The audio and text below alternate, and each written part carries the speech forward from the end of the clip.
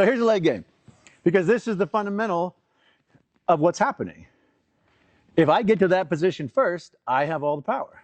If he gets to that position first, he has all the power, at which point he can break my leg. So the game becomes who can get to said position first. That's the real game. So whoever gets there can then do the moves. If you do the move before you're there, nothing's going to happen. You'll just twist his foot around, it'll hurt a little bit, and he'll look at your structure and go, it's not going to break my leg with that stupid structure. Might hurt it a little bit. So the game is, shake hands, we're just trying to get to here. That's literally it.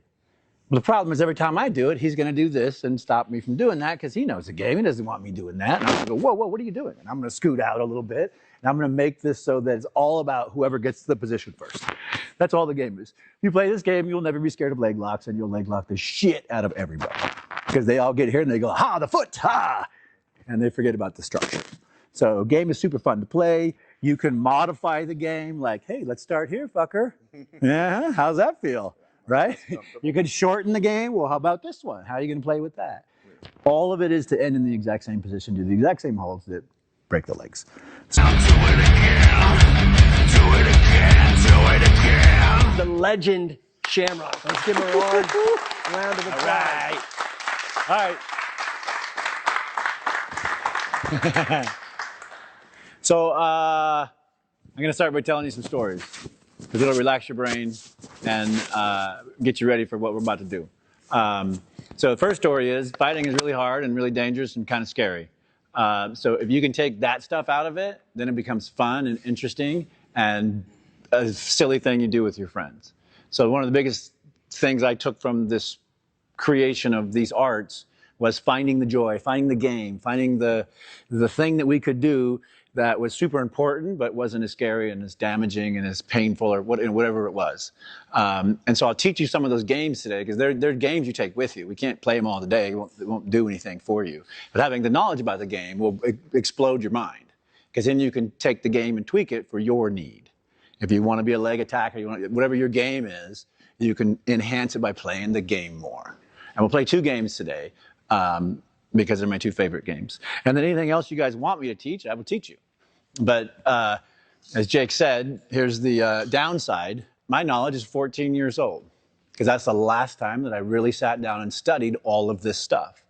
So I can tell you the human body hasn't changed in 100,000 or plus years. So everything should still work, and everything should still be fundamentally and biomechanically as strong as you possibly can make your human body.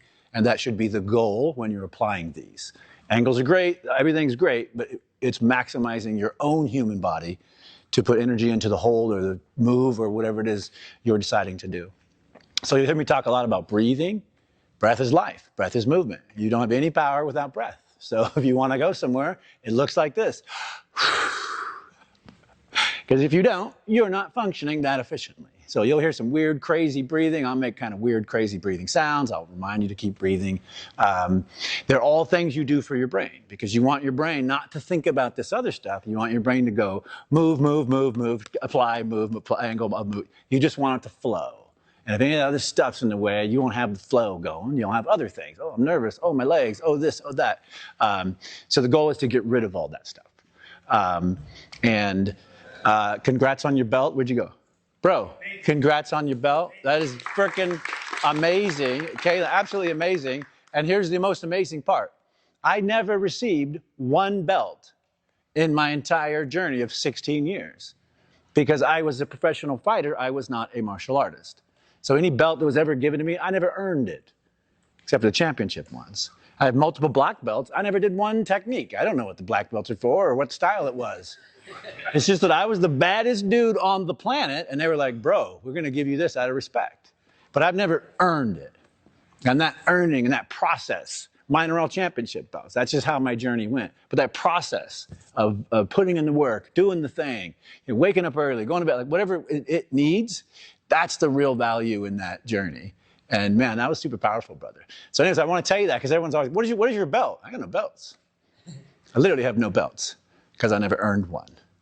But I won a bunch of championship belts. And I won championship belts by picking your guys' brains and using your bodies, mostly without your permission or you even understanding what I'm doing.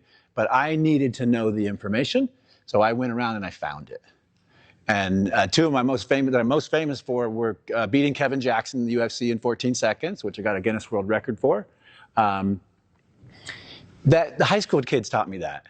It was wrestling with high school kids, because I don't know how to wrestle. I never studied wrestling until I had to fight Kevin Jackson. Then I started studying wrestling for real, because he was the baddest wrestler on the planet.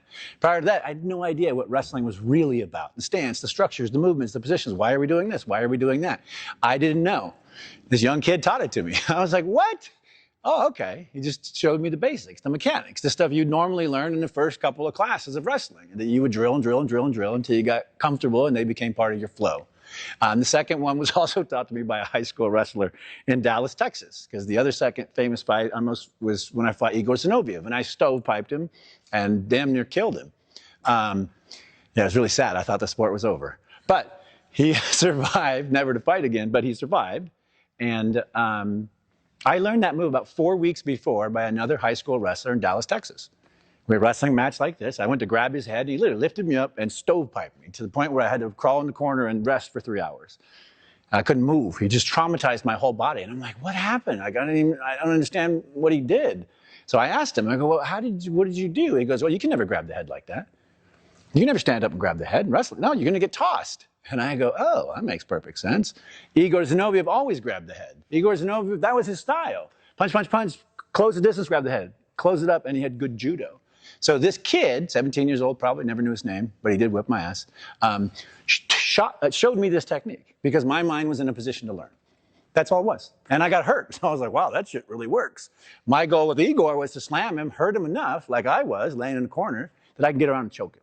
Or that I can get around and put him in a lock, right? Because he was arguably my equivalent from another universe. Like he was the other baddest dude on the planet.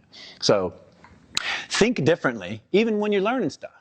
Angles, tweaks, this, that. All of our bodies are different. None of us have the exact same machine, so the machines will work differently. The mechanics will always be the same. That doesn't change. But there's strengths in this body. There's strengths in this body, in length, height, width. There's all these different strengths that you can bring to play, especially if you have really good core mechanics. And that's what I'm all about, is core mechanics. So everything I teach you is going to be super simple, super easy. You probably know it. You probably know versions of it. You probably have extensions of it in and throughout the stuff, which is great. The most important thing for me are the games, concepts, and then the understanding of what's at risk. And let's talk about legs. Legs are a great game to play. But if you blow your knee out, your career's over. You're done. So that's a very high-risk game you're going to get into. The other problem with legs, it's a 50-50 game. If you got a leg, I got a leg. Now, we're both risking our knees or our ankles or whatever. So it's the mindset. Do I want to take a 50-50 chance over here? Do I want to go down this route in this game? Or is there another game I like better that might make me feel a little more comfortable? Is there another, whatever that game is? So having the knowledge gets rid of that fear. Gets rid of that, I don't really know what's going to happen. If you know what's going to happen, and you know the position it happens from, and you know the odds of it happening, then you got a decision to make. And if you played the game, it's a fun decision. You're like, fuck it, let's roll. If you have it, you're like, oh, he's got my leg. So let's start with the legs, and you don't have to do anything but sit there, and I'll show you the most important position that we're all supposed to be getting to. Because it's really hard. How many guys have broken a human leg before? Does my own count? Yeah, sure, that counts. Raise your hand. Okay? It takes quite a bit of effort, especially the bigger the joint, the bigger the bone. It takes quite a bit of effort to break a leg. I've broken quite a few legs. It takes a lot of physical effort. And so your technique, your mechanics, all that stuff's got to be tight, because when you're fighting for real, I'm not going to give up unless you are literally going to break my leg. I will not give up unless I know, yeah, my leg is going to break now. And then I'll be like, okay, you got me. Until that point happens, I'm never giving up. Why would you ever give up, right? A little pain, that happens. A little discomfort, that happens. But breaking a leg takes a bit of work, unless you play the game. Okay, so here's where here's where you are absolutely the strongest in all of your physical structure to attack a leg. And it's really on your side, and it's this position. And I was taught here, and I was taught here, and I was taught here, and I was taught here, and I was taught here, and I was taught all these different positions.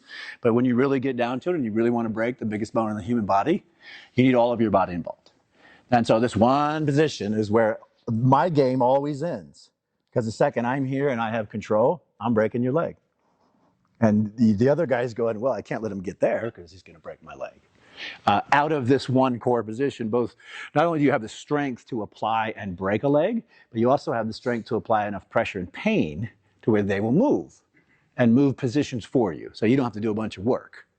If your position is not solid and not strong, you'll apply, it'll hurt, but that guy's going to be like, yeah, but it's not going to break. So I'll just stay in the game, right? What do I have to worry about? So this is the core position that I'm always trying to get to. It's heels in, knees together. This thing is a clamp. This thing is a bar. And then this is the power source. And it doesn't work here. Look. Oh, that's the end of it. That's the end of it. But here I can go 15, 20 more inches of extension through my hips in power. And if you leave a bone in here, it'll literally snap off. It'll pop. And then it'll really, really hurt. So when we talk about the leg game, my job is to get to here or here. But this is our core base. So when we play the leg game, it's pretty simple. Can I borrow your leg? Sure. You got good legs? How are your legs looking? Okay. So here's the leg game. Because this is the fundamental of what's happening. If I get to that position first, I have all the power.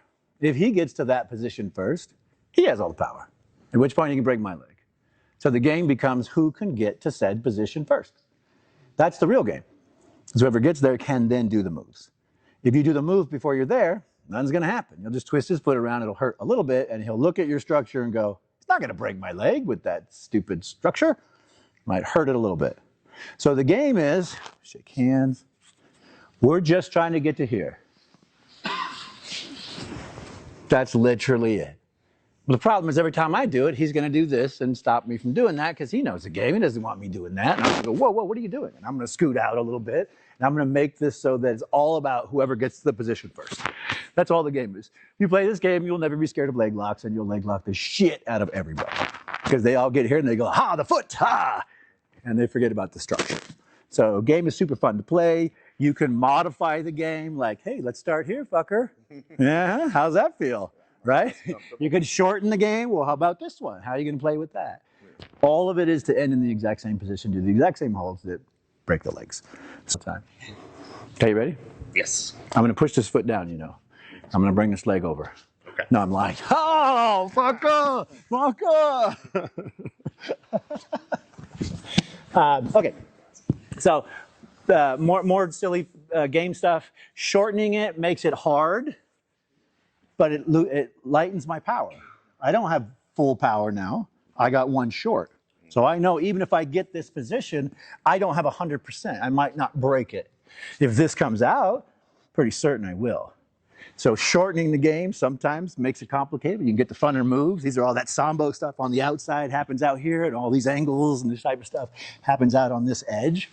But the second I can get to real leg position, then I've got a solid game. Yeah, here will shorten me. Sure. Look, I'm short. Okay, go.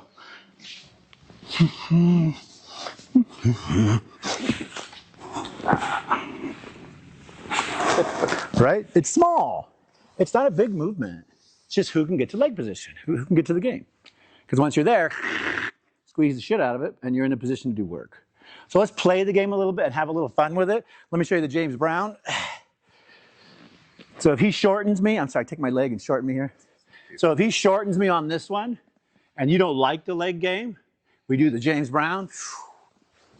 We move into the next position because he shortened it, not me.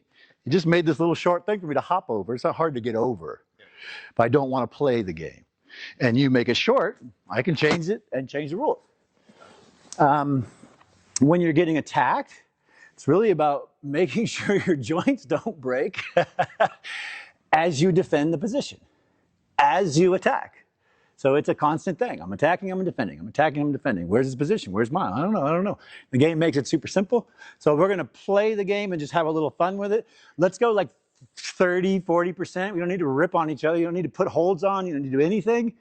But be the first guy in position. And that position, once again, is here. And the power is...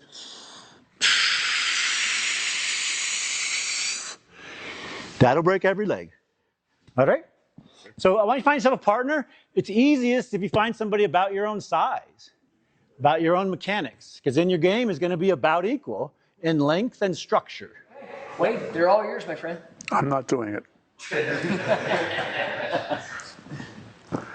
All right. You need to learn to throw them down, jump on top of them, and beat them up. I'm done. That's it? That's it. All right. What are we going to do now? I was trying to think of all the things that he did earlier and then I wanted to cover. Gee, I need a volunteer. Is there any volunteers here that might be interested in coming out? Sam. No, I didn't want to bring you out here. She was going, hands and knees. Okay, so now this is maybe a wrestling start, but I'm going back to the clock again, the idea. And what we were learning today, and the other gentleman was showing, is getting a guy down. And the angles that you want to do, 10:30, 1:30, 10:30, 1:30. Remember those two clock. And when you have them, I usually, I like a cross face, my little finger, and I call it pinky power. My pinky is on the elbow. Pinky on the elbow. Cross face. Now cross face is it's a smack. It's your bicep hitting them in the head. Did you ever see somebody have a baseball or softball? No. They'll bounce it off their bicep and catch it, It's that snapping action. From here. It's that snapping action when your bicep hits him in the head. Okay, you're not, a cross face, you're not going across his face on a cross face. We misname so many things in wrestling. A side roll, you don't go to your side on a side roll. You don't stand up on a stand up. It's a squat up. You get halfway up. You don't stand the whole way up. If you stand the whole way up, you're going to go the whole way back down. Okay. Cross face, you don't go across his face. You smack him in the ear. See, I worked with him last week. You can see the difference. Okay, anyhow. So it's a punch, from here it's a punch down on the mat. Wet spot, wet X on the mat. Okay, I'm punching a wet X. I want to punch that. You can see his head snapping over. You're not going across his face on a cross face. Okay, it's a bicep hitting him in the head. So if you go across his face, hey, ref says, hey, because you bloody his nose, his mother doesn't like it, she comes out and beats you over the head with a pocketbook, because you bloodied her son's nose. The idea is, it's the arm coming straight down, boom. I mean, this really gives him a headache. I mean, it moves the whole face. And now your hand is already low enough to catch the elbow on the way back up. It's like a piston. Okay, little finger on the elbow, other hand goes up the big valley. Okay, cross face, crotch from here. Now, what time should I drive at? 10:30. Everyone drives at 9. No, hell no. He's going to put the foot out there. Even if he puts his foot out there, it doesn't help him if I'm going 10:30. So I start leaning this way. I pick this end up, push this end down, and over it goes. From here, you keep the cross face, keep the cross face, keep the cross face. You don't need to let go of it. Okay. Now what you want to do here is keep all your weight on him. And now chest on chest, they say on pinning. Stay there, don't move. Okay. Put your arms down. We'll come back to that. Lay down. Take them back. Just relax. Okay. When you're laying on top of them, lay here. That's good. That's better. That's best. That's kill. So where do we want to lay? Good, better, best, or the kill spot? Kill spot, of course. He's going, what? I didn't pay for this. Come on back. Okay. Cross face crotch, drive him down, and get on his face. It's called a cross face, so get on his face. Good, better, best. Everyone wants to go chest on chest. That's an old wives' tale in wrestling. Chest on chest to pin a guy. Fuck no, chest on face. When he can't breathe, can't see, can't hear, the shoulder blades go down. Okay, cross face crotch, drive at 10:30, lift a little bit as soon as he goes over. Now what we're doing is we're going to start moving toward his face. Right now I have all my weight right I'm off my knees. I don't have my hand on the mat. I don't have my head on the mat. All my weight is on his face. And he's not having a happy day right now. Can you guys all see this? If I want to get more pressure on him, I don't put my hands on the mat, put my hand here in the hip, and just push myself It's not that I'm pushing his leg down, I'm pushing my body up on his face. Now, right now, he is not loving me at all. But when you get up, there's an indentation in the mat where you put some water and you have a little pond there, where his head and his shoulders were. There was so much pressure going down into it. You okay? I didn't mean to do that. I'm sorry. Anywho. All right. Cross-face crotch, 130 or 1030 if you're on the other side. Now, again, use your head. In wrestling, I have a choice of getting on the right side or the left side. Everybody in wrestling goes on the left side. Don't know why they do that, but they do. That's where the coaches did. Because the coaches wrestle that way on that side, so they teach it the same way. And then those kids get up and become coaches, they teach the same way. So 9 out of 10 people ride on the left side. Okay, well, good for you. Okay, so everything he's learned to do from the bottom starts and begins and ends with the guy on my left side. How do I do a side roll? Roll to my right when he's on my left. How do I stand up? You do an inside leg stand up is the most efficient. So if he's on my left side, I should be standing up with my left foot inside, closest to him. Okay, so my stand up is that way, my switch is that way, my Granbys everything is taught with the guy on the left side. So why do you want to get over there? He's been working all his life, training on the guy on the left side. Get on the right side. You're not a better wrestler. You're not smarter. You're not richer. You're not weaker, stronger, whatever. It's just he's a terrible wrestler. He was a good wrestler. Now he's a bad wrestler. Why do I want him to be a good wrestler? I don't want to be on the left side. Learn to be on the right side. Now, if you've never ridden on the right side, it's no different than the left, other than you have to spend a little time there to get proficient or comfortable. And within a month or so, you'll get comfortable on the right side. But it doesn't make you a better wrestler. It makes him a really bad wrestler because he's doing everything back-asswards from what he's used to. So why not use some thought process here? So I always ride opposite side. I had 3 boys, and they were all state champs, and 2 of them were national champs out of the 3. The other one no longer lives in our house. But no pressure. But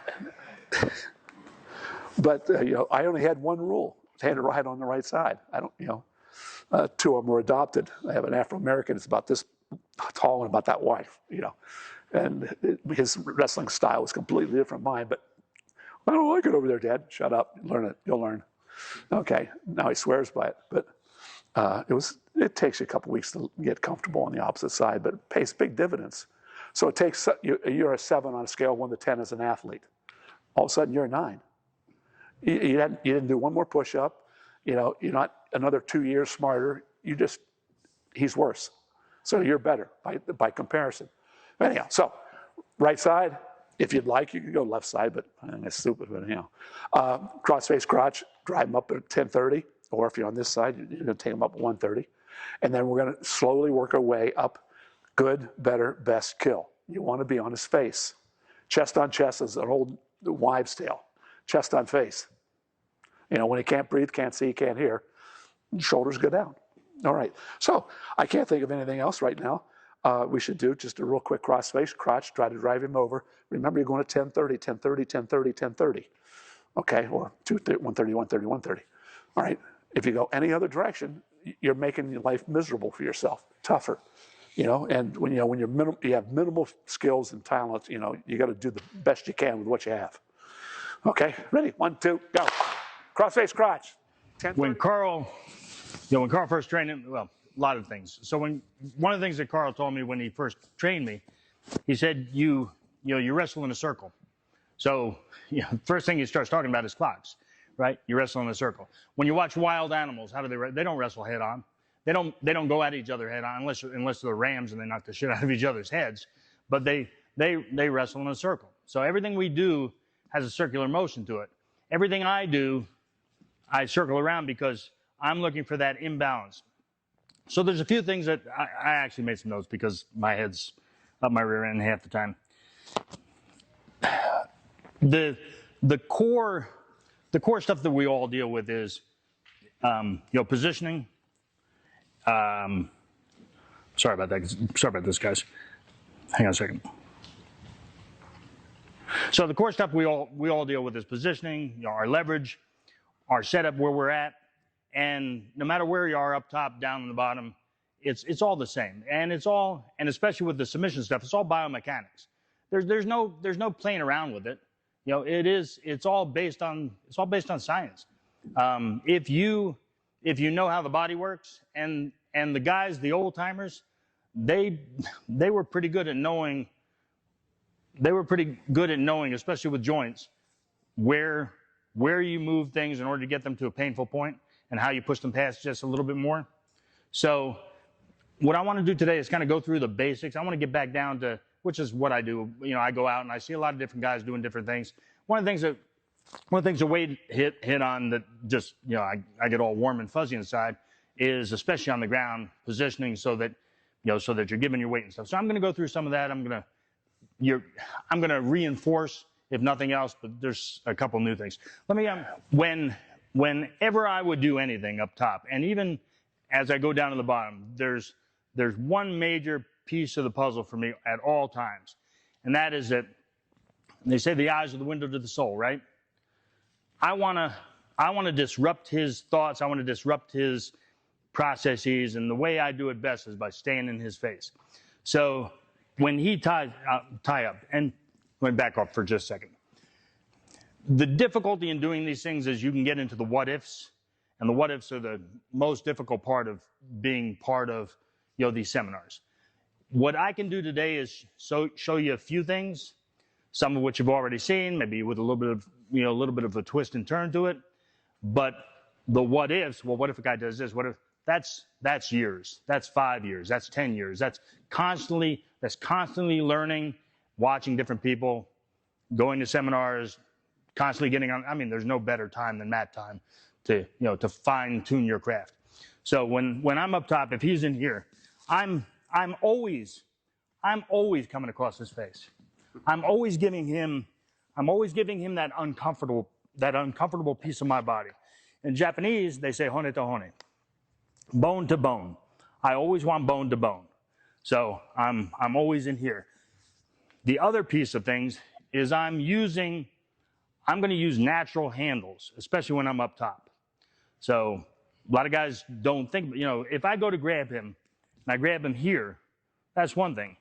But look what he has here. Again, natural, biomechanics, his natural anatomy. He's got this little handle here. Feel that? I can grab here. It's just not the same. You can pull back on this. Pull back.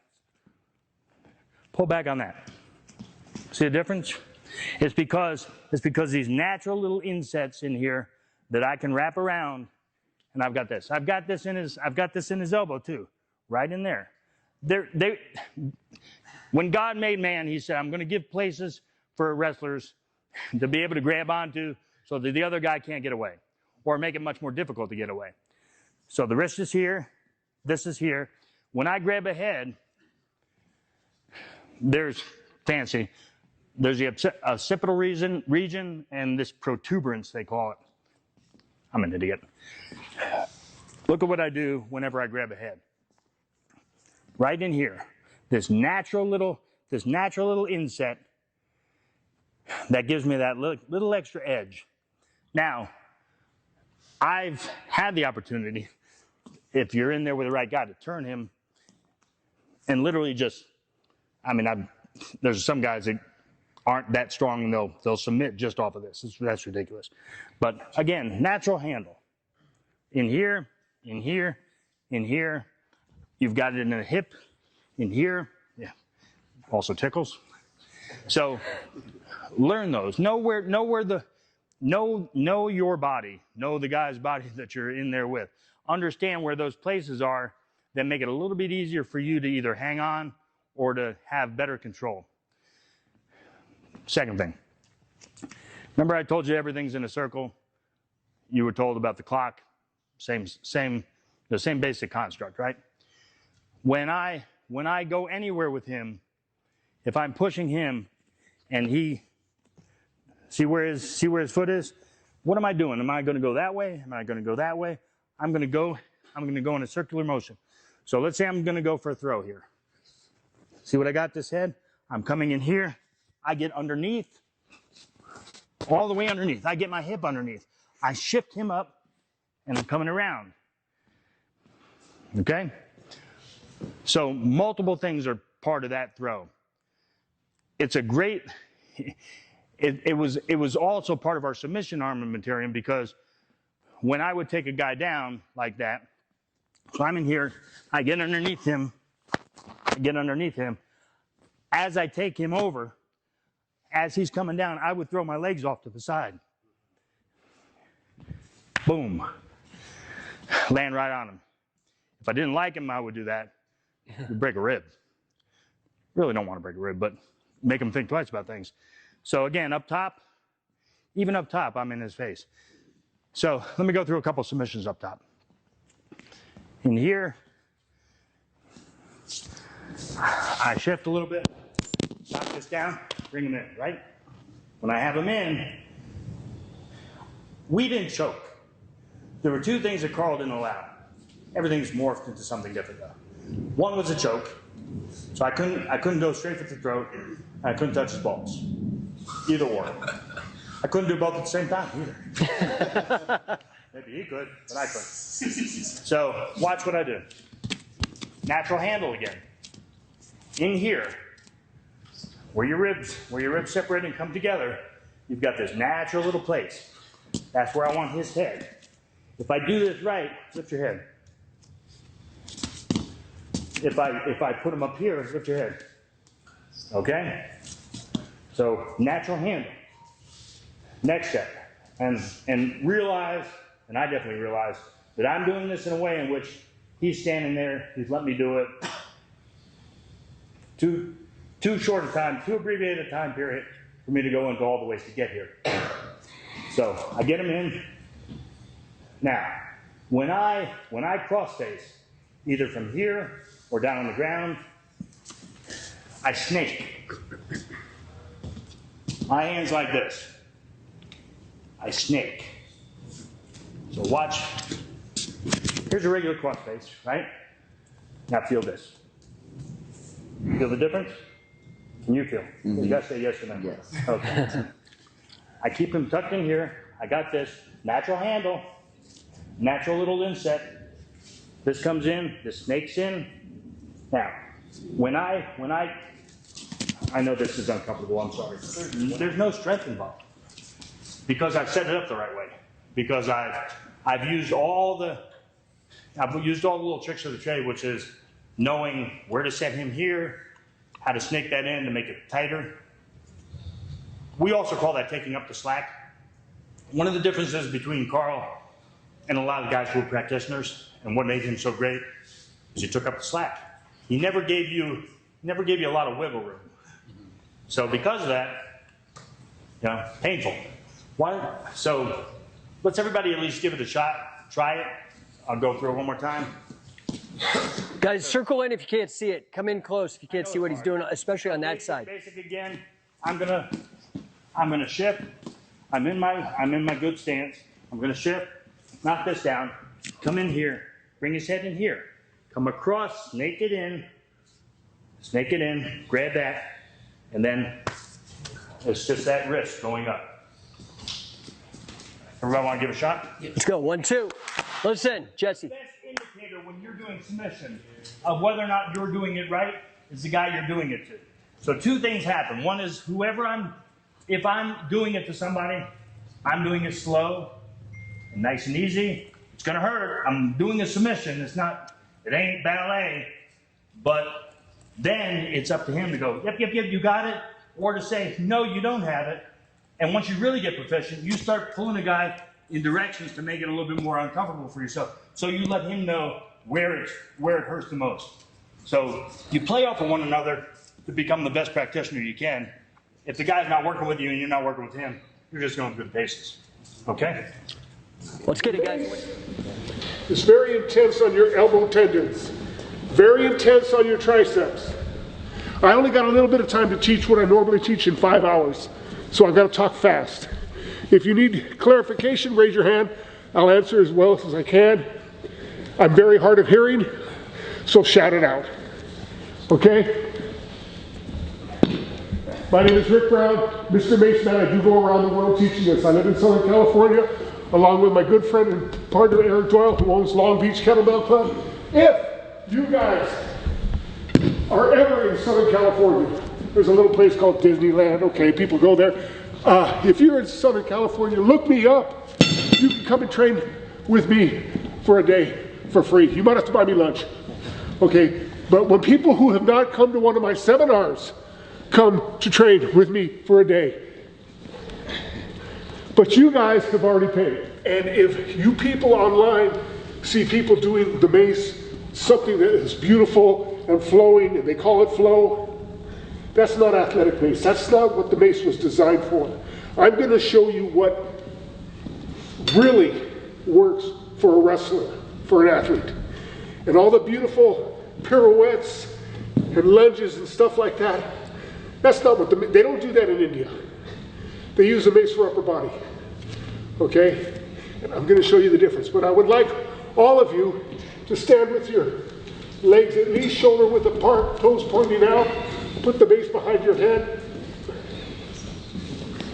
From that position, with your heels about shoulder width apart, if you were standing in front of a big circular clock, right here would be 12 o'clock. Here would be 6 o'clock, 3 o'clock, 9 o'clock, 4 o'clock, no, 5 o'clock, 7 o'clock. I would like the head of this Mace. Right now it is at 6 o'clock. Swivel and go 5 o'clock, 7 o'clock, 5 o'clock, 7 o'clock, 5 o'clock, 7 o'clock.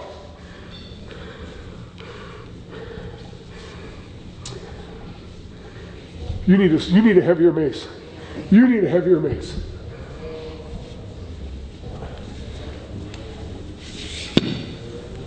Okay, the swiveling that he's doing is going this way and this way. I would like it to be a little more this way. You see that? You see that? Okay. Now it easily goes 5 o'clock, 7 o'clock. Using our body or our arms? Louder, please. Like that? Yes. Okay. Yes. Put some effort into it. I can add weight to that if you want to make it nice and heavy. I think most of you guys need heavier Maces. See? 5 o'clock, 7 o'clock. If you feel brave, go 4 o'clock, 8 o'clock. Good, Katja.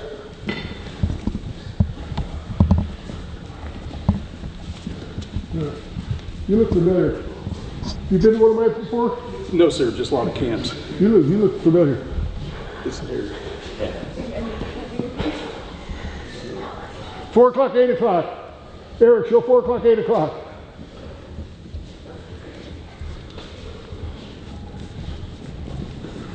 Everything is right here.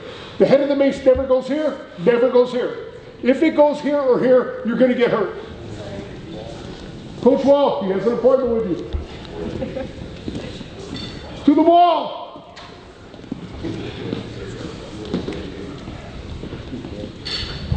Perfect. That's what I want. It's not going straight back. It's going out here. Look at it. He got it just right. He's got it just right. Look at that. His hands are together. Have you done the Mace before? I've done a little bit of Mace before. I can tell. It feels better. Yeah. So, born and raised in Iowa. So I'm going to go a little bit more local with my question. Okay. It wasn't until I actually left Iowa and joined the military that I learned about catch wrestling on my own independently. So I just realized that there was a statue of Frank Gotch that was recently brought up in Humboldt, Iowa, which is his hometown, which is a stone's throw away from where I was born and raised.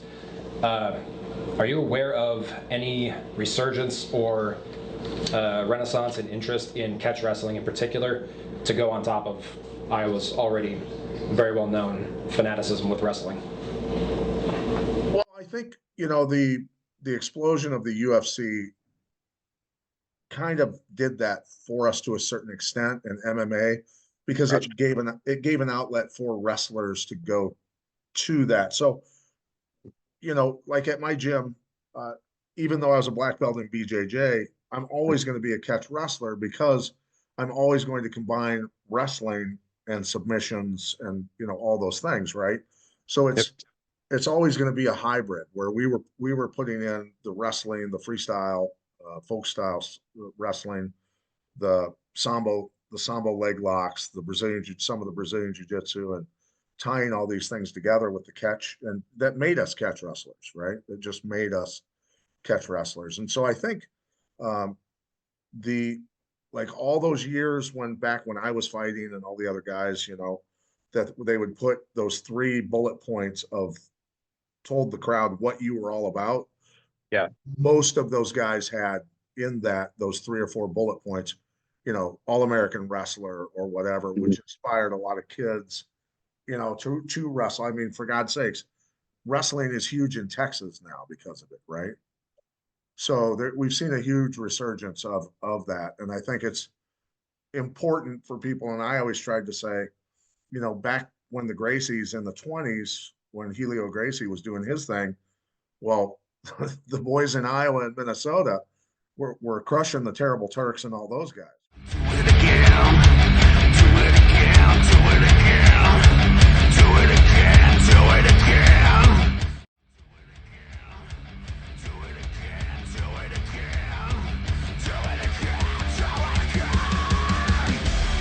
it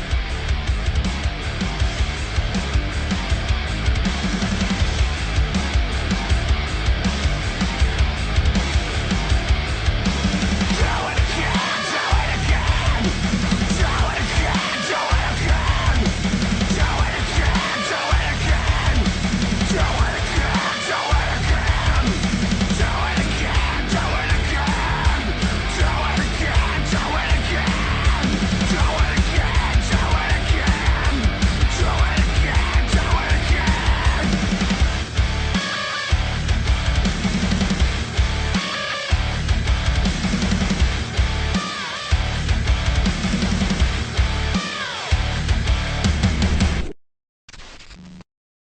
Cool. Nice. Brendan?